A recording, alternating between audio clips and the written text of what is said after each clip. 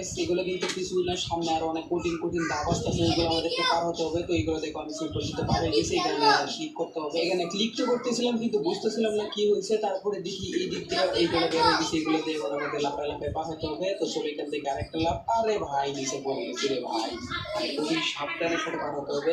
এখানে একটা লাফ দিব। ওকে গাইস আমরা কিন্তু পার হয়ে যাচ্ছি, পারবো আমরা। হচ্ছে হচ্ছে ফাইনালি কিন্তু গাইস আমরা পার হয়ে গেছি।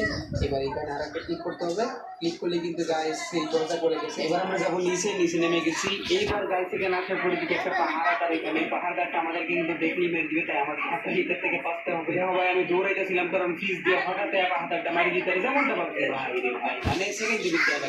এই শালা দারোয়ান কিন্তু আমাদেরকে একটা মুশকিল করে দিছে। তো আমি এনে সেটা ক্লিক করতেছিলাম, আবার মারি দিছে, মানে আমাদের টিমমেট আর আমার দুইজনে মারি দিতেছে। ভাগো ভাগো ভাগো, ওই শালা দারোয়ান আসার আগে ভাগো। আরে ভাই দেখো আইসে পড়তেছে, কিন্তু তাড়াতাড়ি আমাদেরকে এটা পের হতে হবে। এটা পের হলেই গাইস রিল্যাক্স। ওকে গাইস পের হয়ে গেছি। এবার এগুলো আস্তে আস্তে পার হইতে হবে, এগুলো পার হলেই হবে। আর যদি নিচে পড়ে যায় সর্বনাশ ভাই, এগুলো আস্তে আস্তে পার হতে হবে। কিন্তু গাইস দেখো এখানে কি হয়, আমি ভাই এখানে পড়ে গেছি নিচে, মানে এত কষ্ট করে উঠলাম এখন আবার নিচে পড়ে গেছি। তারপরে আমি কতবার যে ট্রাই করছি বলার বাইরে ভাই, নিচে পড়ি দারোয়ানটা মারে দেয়, আবার উঠি আবার করি, এমনি করে করতে করতে ফাইনালি কিন্তু গাইস সফল হওয়ার পথে এবার কিন্তু মোটামুটি পের হয়ে গেছি। আর একটু গাইস, ওকে ওকে হচ্ছে হচ্ছে ফাইনালি গাইস পের হয়ে গেছি। ডায়মন্ড টপ করার জন্য তোমরা চলে আসতে পারো আমাদের বিএস টপ অফ এই ওয়েবসাইটে। এই ওয়েবসাইটে রয়েছে এআই রোবট, যার মাধ্যমে তোমরা দিনরাত 24